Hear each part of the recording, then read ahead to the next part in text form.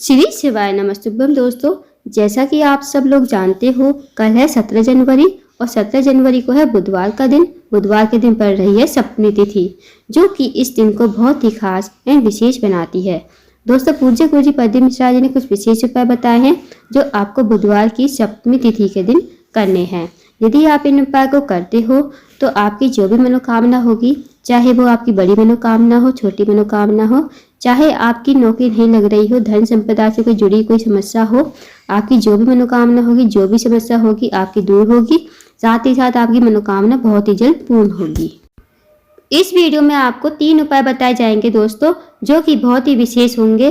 पहला जो उपाय होगा वो आपको 3 बार अपनी मनोकामना बोलनी होगी, फिर उसके बाद जो है हरे मूंग डालने होंगे।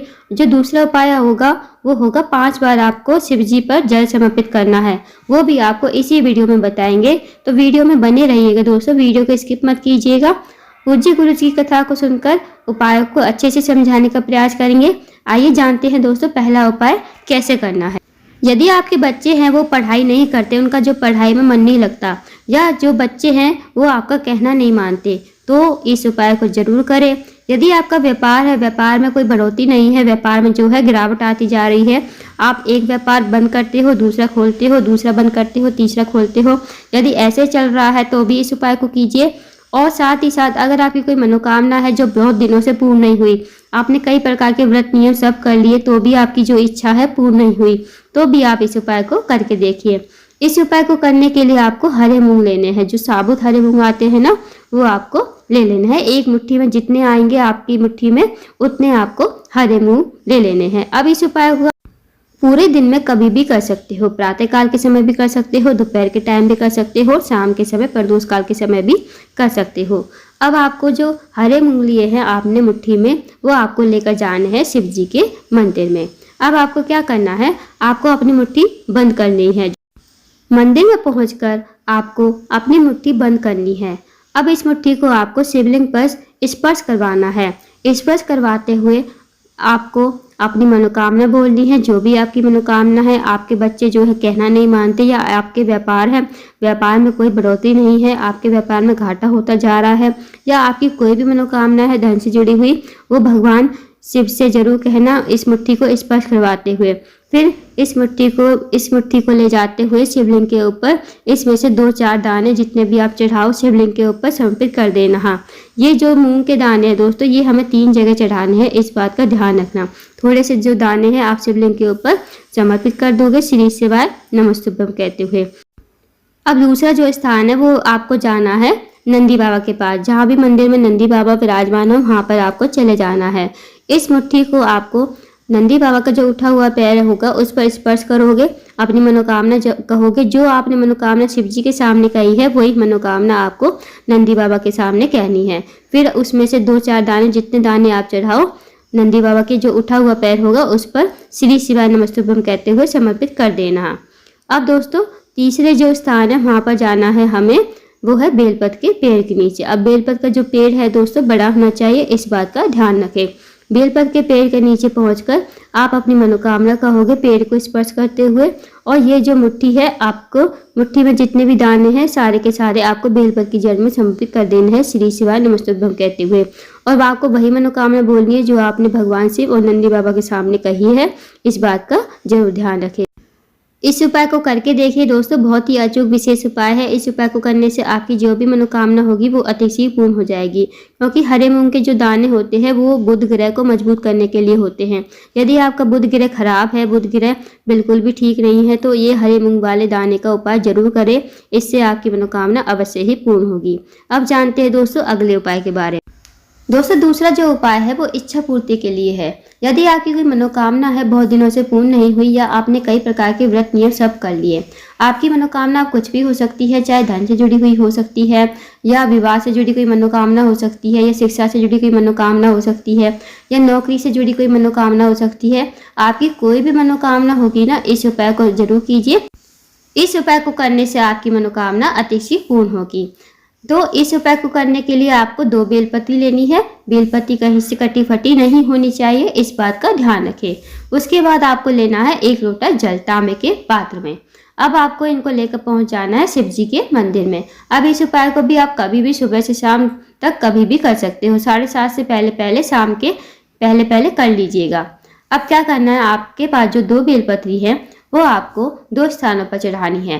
पहला जो स्थान है, जब हम शिवलिंग पर जल समर्पित करते हैं, जहाँ से जल नीचे बहकर गिरता है ना, वहाँ पर आपको कोने पर ही ये बेलपत्र चढ़ा देनी है श्री शिवाय नमस्तुभ्यम कहते हुए। अब जो बेलपत्री की डंडी का मुख होगा वो जलाधारी जहाँ से जल नीचे गिरता है उस तरफ आप डंडी का मुख करोगे। अब जो दूसरी बेलपत्र है वो आपको भगवान शिवलिंग के ऊपर समर्पित कर देनी है श्री शिवाय नमस्तुभ्यम कहते हुए।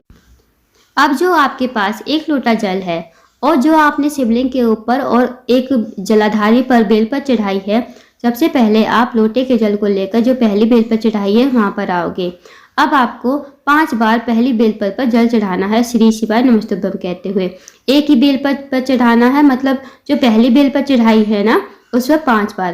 पहली बार चढ़ाया श्री शिवाय नमस्तुभ्यम, दूसरी बार चढ़ाया श्री शिवाय नमस्तुभ्यम, तो ऐसे आपको 5 बार जल समर्पित करना है। अब जो दूसरी बेलपत्र आपने शिवलिंग के ऊपर समर्पित करी है उसके ऊपर भी आपको 5 बार जल समर्पित करना है श्री शिवाय नमस्तुभ्यम कहते हुए। मतलब दोस्तों 1 लोटे से आपको 10 बार जल चढ़ाना है। एक ही लोटे से आपको 10 बार जल चढ़ाना। पहली बेलपत्र पर 5 बार, जो पहली बेलपत्र आपने जहाँ भी चढ़ाई है वहाँ पर आपको 5 बार जल चढ़ाना है उसी के ऊपर, और दूसरी जो बेलपत्र शिवलिंग के ऊपर समर्पित करी है उसके ऊपर 5 बार आपको जल चढ़ाना है।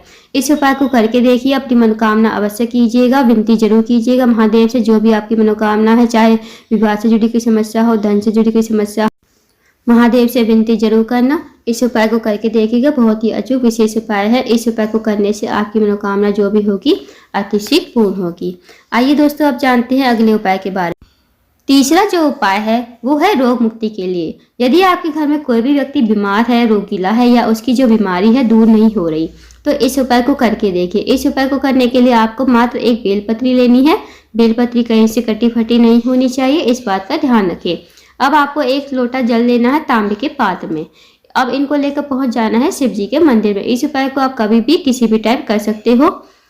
शिव जी के मंदिर में पहुंचकर जो आपके पास 1 बेलपत्री है वो आपको चढ़ानी है माता अशोक सुंदरी के स्थान पर। अब माता अशोक सुंदरी का स्थान दोस्तों आप सबको पता होगा, जब हम शिव जी पर जल समर्पित करते हैं, जहाँ से जल नीचे बहकर जाता है, तो आप देखना जलाधारी पर ही बीच में मोटी सी लाइन होती है, वही माता अशोक सुंदरी का स्थान होता है। तो वहाँ पर आपको ये बेलपत्र जो है समर्पित कर देनी है।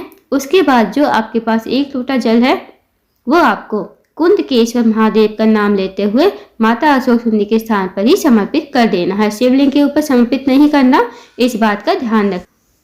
जब आप माता अशोक सुंदरी के स्थान पर जल चढ़ाओगे तो जो जलाधारी से जल नीचे गिरेगा, साथ में आपको खाली पात्र भी लेकर जाना है। उस जल को झेल कर जरूर लेकर आना है। फिर आपको माता अशोक सुंदरी से प्रार्थना करनी है। उस रोगी व्यक्ति का नाम गोत्र जरूर बोलना। जो भी व्यक्ति आपके घर में बीमार है उसका नाम गोत्र बोलने के बाद माता अशोक सुंदरी से प्रार्थना करना उसकी जो बीमारी है दूर हो जाए। फिर उस जल को घर लेकर आना जो आपने जलाधारी से ही झेल कर लिया है। उस जल को लेकर घर लेकर आने के बाद उस रोगी व्यक्ति को 3 बार पिलाना है। जो रोगी व्यक्ति आपके घर में बीमार है, कुंदकेश्वर महादेव का नाम लेते हुए इस जल को पिलाना शुरू कीजिए। इस जल को पिलाने से उसकी जो सारी बीमारी होगी वो दूर हो जाएगी। धीरे धीरे उसका जो रोग है खत्म हो जाएगा। तो दोस्तों ये थे कुछ विशेष उपाय जो आपको बुधवार के दिन अवश्य ही करने हैं। इन उपाय को करने से आपकी मनोकामना जो भी होगी अतिशीघ्र पूर्ण होगी। या आपके घर में कोई भी व्यक्ति बीमार है उसका जो रोग है धीरे धीरे खत्म हो जाएगा। तो इन उपाय को जरूर कीजिएगा। जैसा कि आप जानकारी पसंद आई हो, 15 जनवरी 2024 को सोमवार का दिन करें और सोमवार के दिन कर लीजिए। हर हर महादेव।